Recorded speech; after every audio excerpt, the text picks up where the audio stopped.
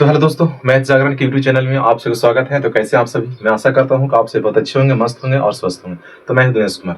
तो आइए आज के हम इस क्लास में देखने वाले हैं। कल हम पढ़ाए थे कोशिका का मतलब कि पार्ट 1। ठीक है, आपने अगर कोशिका को पार्ट 1 वीडियो मतलब नहीं देखा है तो सबसे पहले जो है कोशिका का जो पार्ट 1 वीडियो देख लीजिए, उसके बाद ही जो है ना पार्ट 2 वीडियो देखिएगा। और आज का हमारा जो वीडियो होने वाला है कोशिका के ऊपर जो है पार्ट 2 मतलब के वीडियो होने वाला है। और इसमें जो हम बतलाने वाले हैं कौन सा वैज्ञानिक मतलब कि कब आया और उसका सिद्धांत क्या था। इसका मतलब है प्रत्येक वैज्ञानिक का सिद्धांत जो है कोशिका के ऊपर अलग अलग था। ठीक है, तो आज हम उसके बारे में क्या करने वाले हैं, चर्चा करने वाले हैं। जो आप देख सकते हैं यहाँ से जो है ना पहले से हमने मतलब कि लिख रख चुका है। ठीक है, और इसको जो हम बारी बारी से हम क्या करेंगे, हम समझाने की कोशिश करेंगे हम। ठीक है, इसीलिए जो है ना आप सबसे पहले जो है पार्ट 1 जाकर के देख लीजिए, उसके बाद ही जो है ना पार्ट 2 वीडियो क्या कर सकते हो, आप देख सकते हो, तभी जाकर के आपको क्या हो सकता है, समझ में आ सकता है। क्योंकि पार्ट 1 में हमने जो है कोशिका के ऊपर जो है बहुत मतलब कि अच्छे अच्छे पॉइंट वाले जो है ना मतलब कि अच्छे अच्छे सवाल बतलाने की कोशिश किया है, जो कोशिका के रिलेटेड से जो है ना सवाल क्या होती है, पूछती है। इसीलिए पार्ट 2 वीडियो बाद में देखिएगा, पहले पार्ट 1 देख लीजिए जाकर के।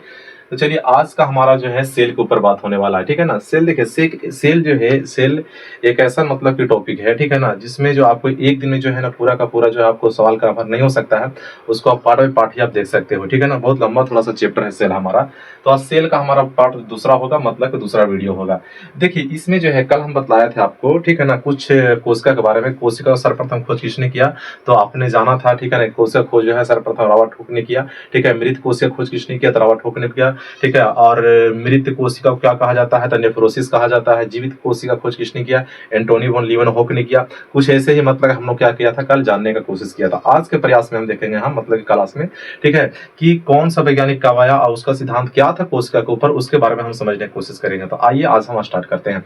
देखिए अब हम थोड़ा सा बात यहाँ से करेंगे, रॉबर्ट हुक से, रॉबर्ट ब्राउन से करेंगे। रॉबर्ट ब्राउन जो है क्या किया था, सबसे पहले तो जो रॉबर्ट हुक ने आया, रॉबर्ट हुक के बाद जो है लीवनहॉक ने आया, लीवनहॉक के बाद जो है रॉबर्ट ब्राउन आता है। ठीक है, जब रॉबर्ट ब्राउन ने आया तो उसने क्या कहा, ठीक है, रॉबर्ट ब्राउन जो है 1831 में आते हैं। ठीक है, जब रॉबर्ट ब्राउन 1831 में आते हैं तो इन्होंने कहा था, मतलब कि इनका कहना था, ठीक है, कि प्रत्येक कोशिका के अंदर जो गोलाकार केंद्र होती है, ठीक है, बात को समझिएगा, प्रत्येक कोशिका के अंदर जो है गोलाकार केंद्र होती है। ठीक है ना, कोशिका के अंदर मतलब कि जो गोलाकार केंद्र होता है उसको इन्होंने क्या नाम दिया था, तो केंद्रक नाम दिया था। क्या नाम दिया था, केंद्रक नाम दिया था, जिसको हम बोलते हैं न्यूक्लियस। क्या बोलते हैं, न्यूक्लियस बोलते हैं। ठीक है ना, तो अगर आपसे पूछेगा कि बताइए केंद्रक का खोज किसने किया था, कब किया था, तो आप बोल दीजिएगा कि केंद्रक खोज जो है रॉबर्ट ब्राउन ने जो है 1831 में किया था। कब किया था, 1831 में किया था। आपको इतना याद होना चाहिए। या फिर सवाल ऐसे पूछेगा कि बताइए कोशिका के अंदर गोलाकार केंद्र होता है, ठीक है, जिसे केंद्र कहते हैं, यह सिद्धांत किसका है, या फिर या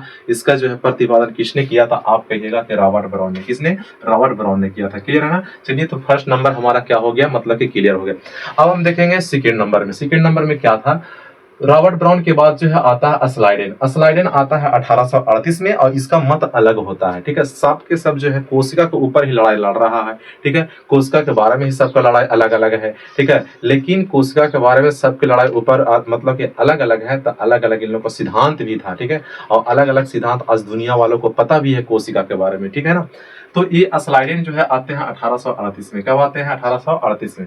जब अस्लाइडेन जो है 1838 में आते हैं तो इन्होंने कहा, ठीक है, कि प्रत्येक जो है, ठीक है, मतलब कि वनस्पतियों का, यानी कि पेड़ पौधों का जो शरीर जो होता है ना, पादप का शरीर, पादप मतलब होता है पेड़ पौधा, जिसे हम लोग मतलब कि अस्लाइडेन को ही, या फिर स्लाइडेन का ही, या फिर अस्लाइडेन का ही, स्लाइडेन को ही हम लोग वनस्पति विज्ञान का जनक मानते हैं। क्या, वनस्पति विज्ञान का जनक मानते हैं। ठीक है ना, याद रखिएगा। ठीक है, तो इन्होंने आया और कहा कि पादपों का शरीर जो होता है, मतलब कि पेड़ पौधा का शरीर जो होता है कोशिका का बना होता है। किसका बना होता है, कोशिका का बना होता है। कहा कि चलो ठीक है भाई, ठीक है ना, आपकी बात भी हम मानते हैं। ठीक है, प्रत्येक वैज्ञानिक आकर के कुछ न कुछ मत दे रहा है तो आपकी बात को हम मानते हैं। तो इन्होंने जो है स्लाइडेन 1838 में आया और कहा कि पादपों का शरीर जो है कोशिका का बना होता है। वास्तविकता है कि पादप का शरीर जो कोशिका का बना होता है और पेड़ पौधा जो है बहुकोशिकीय जीव का उदाहरण है कि नहीं है, ये इसका सिद्धांत था। उसके बाद जो आते हैं सवान। सवान आते हैं हमारा 1839 में, और इन्होंने जो है कहा कि जब आपको कहना है कि पादपों का शरीर जब कोशिका का बना होता है, तो मेरा सिद्धांत है कि प्रत्येक जीवधारियों का शरीर, मतलब कि प्रत्येक जीवों का शरीर भी कोशिका का बना हो। ठीक है ना, बस दोनों में इतना ही फर्क था। एक ने जो है किस चीज पर एक्सपेरिमेंट किया, तो पादपों पर, और एक ने किस पर किया, जीवों पर किया। ठीक है, कहा कि भाई दोनों का सिद्धांत तो सेम है। ठीक है ना, तो सवान जो है 1839 में आते हैं सवान, और इन्होंने कहा, सवान ने 1839 में आया और कहा कि जीवों का का शरीर जो होता है या फिर जीवधारियों का शरीर होता है, ठीक है ना, किसका बना होता है, तो कोशिका का बना होता है। आप याद रखिएगा मेरे दोस्त कि समस्त जीव जितने भी हैं दुनिया में, सारे मतलब जीवों का शरीर जो है कोशिकाओं के मिलने से ही बना है। अगर कोशिका नहीं होती तो शरीर के मतलब की ढांचा जो है, शरीर के स्ट्रक्चर, बनावट और संरचना जो है ना, ठीक है, उसका मतलब बन ही नहीं पाता। इसीलिए जो है कोशिका का होना बहुत ही ज्यादा जरूरी हो जाता है शरीर के निर्माण के लिए। पेड़ पौधा हो, चाहे हम सभी हो, चाहे और से कोई जीव जंतु हो, उसके लिए जो है ना मतलब कोशिका का होना बहुत ज्यादा एनुअल हो जाता है। ठीक है, तो सवाल कब आते हैं, 1839 ने, ठीक है, कहा था कि प्रत्येक जीवधारियों का शरीर जो है कोशिका का बना होता है। ठीक है ना।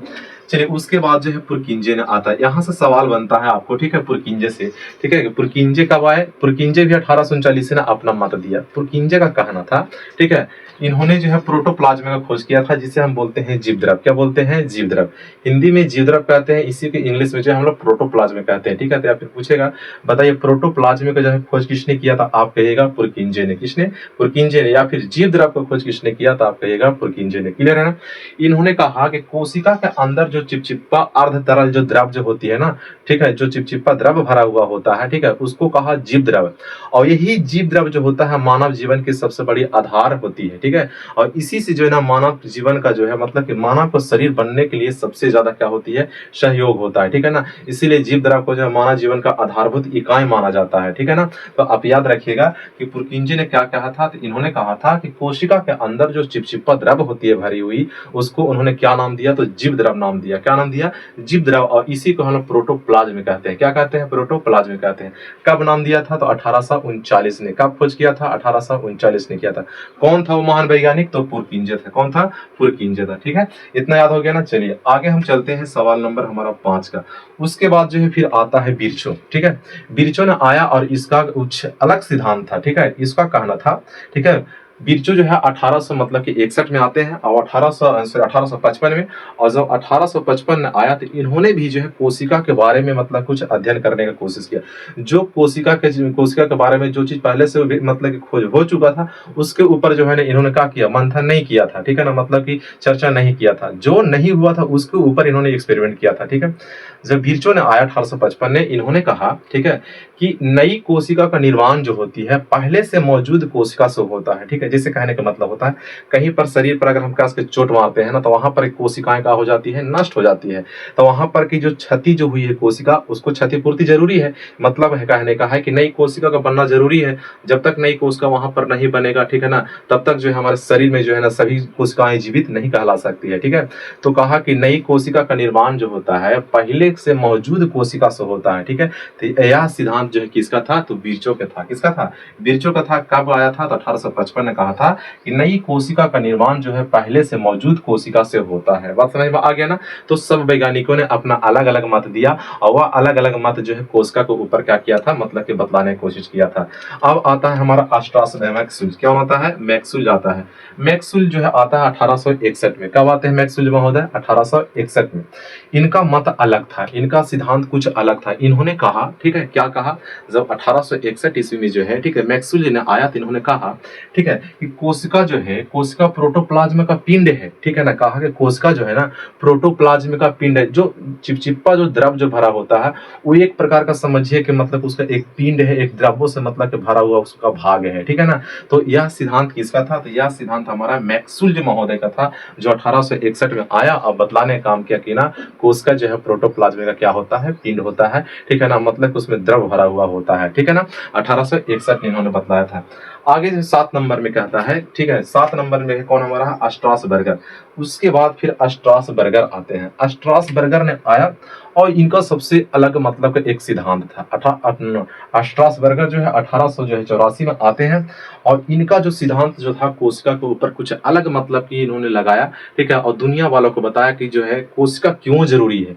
आखिर कोशिका को सिर्फ रहने शरीर का निर्माण तो हो गया, लेकिन शरीर में अलग अलग गतिविधि भी होती है कोशिका का। ठीक है ना, तो इन्होंने कहा कि भाई क्या है, आप बता सकते हो। ठीक है, तो दुनिया वालों को स्ट्रासबर्गर ने कहा कि केंद्रक जो होती है कोशिका के अंदर, जो केंद्रक होता है, ठीक है, कोशिका के अंदर जो केंद्रक होता है वो वंशागति में भाग लेता है। वंशागति कहने का मतलब होता है, ठीक है, जैसे मान लिया जाता है कि मेरे ठीक है मेरे कोई पूर्वज में ठीक है मेरे कोई पूर्वज में जो है अगर किसी का अगर शरीर जो है थोड़ा लंबा होगा, ठीक है, तो आने वाला उसका पीढ़ी भी क्या होगा, लंबा होगा। ठीक है, वंशागति में भाग ले रहा है कि नहीं ले रहा है, कोशिका जो है, ठीक है, कोशिका जो है क्या कर रहा है, कोशिका का जो केंद्रक है वो वंशागति भाग लेता है, मतलब कि क्या करता है, मतलब वो पीढ़ी दर पीढ़ी जो है मतलब कि चलते आता है। ठीक है ना, तो ये सिद्धांत किसका था, तो स्ट्रासबर्गर का था। और स्ट्रासबर्गर जो है 1884 में आए और कहा कि कोशिका के जो के अंदर जो केंद्रक होती है वह वंशागति में क्या कर लेता है, आसानी से भाग ले लेता है। ठीक है ना, इतना था। अब एक महान वैज्ञानिक, ठीक है, कहा कि सब जो है आपस में लड़े हुए लगे हैं कोशिका के बारे में ही सिर्फ, और एक महान वैज्ञानिक आते हैं 1931 में, और इन्होंने जो है कोशिका की पूरी तमाम कहानी को क्या कर देते हैं, खत्म कर देते हैं। उन्होंने जो है कहा किया कि जब 1931 में जब वैज्ञानिक जब आया, ठीक है, जब उनको पता चला कि लोग आपस में सिर्फ कोशिका के बारे में क्या कर रहा है, लड़ाई लड़ने के लिए मतलब लड़ रहा है, तो इन्होंने इलेक्ट्रॉन माइक्रोस्कोप लाया, और इलेक्ट्रॉन माइक्रोस्कोप जैसे ही लाया, ठीक है, तो लाने के बाद जो है ना इन्होंने कहा कि चलो हम देखते हैं क्या बात जो है सबका सच्चा है या फिर झूठा है फिर नहीं है। ठीक है, इन्होंने 1931 में आया और इन्होंने इलेक्ट्रॉन माइक्रोस्कोप का खोज किया, और जैसे ही इलेक्ट्रॉन माइक्रोस्कोप का खोज किया, ठीक है, तो खोज करने के बाद जो है दुनिया वालों को बता दिया कि नहीं, ठीक है, जिन्होंने भी जिस सब के बारे में बतलाया वो बात कहीं ना कहीं पर परफेक्ट है, बात कहीं ना कहीं पर सही है। ठीक है, तब जाकर के जो है उसके बाद कोई भी वैज्ञानिक जो है ना कोशिका के ऊपर मतलब की चर्चा नहीं कर पाया। ठीक है, तो लास्ट वैज्ञानिक हमारा कोशिका के ऊपर किसने मतलब चर्चा किया था, एमनॉल एवं रस्का ने किसका खोज किया था, वह इलेक्ट्रॉन माइक्रोस्कोप का। और इन्होंने कहा कि हाँ कोशिका के अंदर जो है ये सारी की सारी गतिविधियां क्या होती है, पाई जाती है। ठीक है, तो ये हमारा जो है कोशिका के ऊपर जो है मतलब पार्ट 2 वीडियो था। ठीक है ना, जो हमने जो है सारे सिद्धांत को बतलाने का काम किया, कौन सा महान वैज्ञानिक आया और क्या कहा और नहीं कहा। ठीक है ना, तो उसके बारे में, ठीक है, मुझे विश्वास है कि आपको जो है वीडियो अच्छा लगा होगा। अगर वीडियो आपको अच्छा लगा होगा ना तो चैनल को सब्सक्राइब कर दीजिएगा, वीडियो को लाइक कर दीजिएगा और शेयर जरूर कीजिएगा, कमेंट भी जरूर कीजिएगा। ठीक है, और इसी प्रकार से हम और पार्ट मतलब कि 3rd वीडियो लेकर के आने वाले हैं, और उसमें हम बतलाएंगे कोशिकांगों के बारे में। ठीक है, कोशिका का अंदर पाए जाने वाले विभिन्न अंगों के बारे में, और बहुत सारे कोशिकांग होते हैं जो जीवों के लिए जो जरूरी है, कोशिकाओं के लिए जरूरी है, और सबका अलग अलग काम होता है, और उन सभी कोशिकाओं के बारे में हम अलग अलग तरीके से बताने की कोशिश करेंगे, और पार्ट बाय पार्ट आपको हम बताने की कोशिश करेंगे। तब तक इतना ही, जय हिंद।